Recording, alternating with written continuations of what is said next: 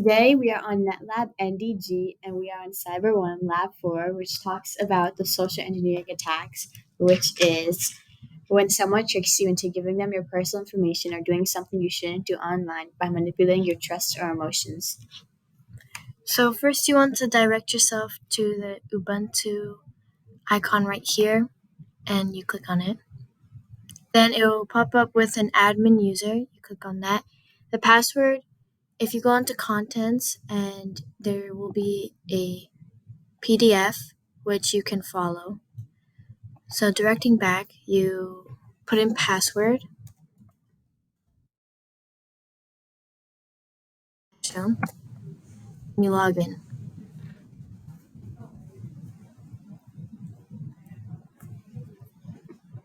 You then want to go to the terminal, and here you'll put in the command and press enter. So sudo set toolkit enter, and it'll ask you for a password for the administrator. So then the same as before's password. It'll then direct you here, and from there you will have to use the contents and to figure out what you're selecting from the menu. So first you select the number 1, which is social engineering attacks, because that is what our lab is about. So you select 1. Then you want to select number 2, which is website attack vectors. And what this is a way that a hacker can exploit a weakness in a website to gain unauthorized access or to steal your data. So let's click number 2. Then it'll ask you for which one you want to click out of these, and you'll click Credential Harvester Attack Method, which is when a hacker tricks you into giving them your login details by creating a fake login page that looks like a real one. So by clicking that, another options will pop up, and for this one you want to click web templates, which is the first one. And what this is a pre-made design for a web page that makes it easier to create new pages that look similar to each other.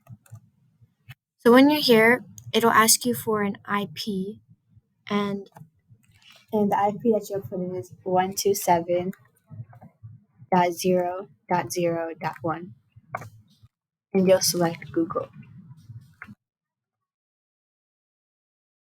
it'll then ask you for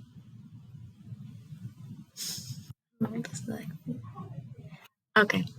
So once you get to this page, you'll have to go back to Google Chrome, or go to Google Chrome. You want to type in the IP you just put in.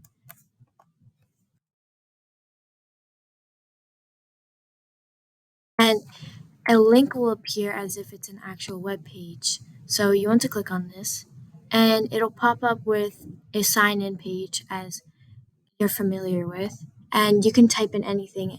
Don't type in your real one, but anything like you could put silly and then Dauber. You don't want to save this. Just click never. It's fine. Then you want to go back to the terminal, and as you can see, through what we put into the web page, we got the exact transcript from what was happening. So we put in silly and we put in Gobber for our username and password, and because we put the web page that looks similar, we now have the information that one would put onto the internet. So this lab was made to show that if there's a fake or version of a popular website login page, people will click on this, and people who are controlling the pages can figure out what your login is and steal your credentials. And attackers will take URL links of fake page and send it in a phishing email to victims or put the link into social media posts, which you should be aware for.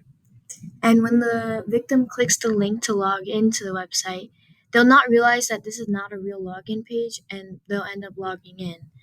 The victim will enter their username and password, and the fake website will redirect the user's browser to the real website, which the user thinks that they typed in their password to. So they'll try to type their password in again and it'll come back in incorrectly and they'll log in again. And it'll work this time because it's the real website. So at the beginning, they were typing in their username and password to the wrong web page, and then it redirects them to the real one to which they put it in. So now two people have their login and password. Every time a victim logs into the fake website, the attacker receives their username and password. Thanks, y'all.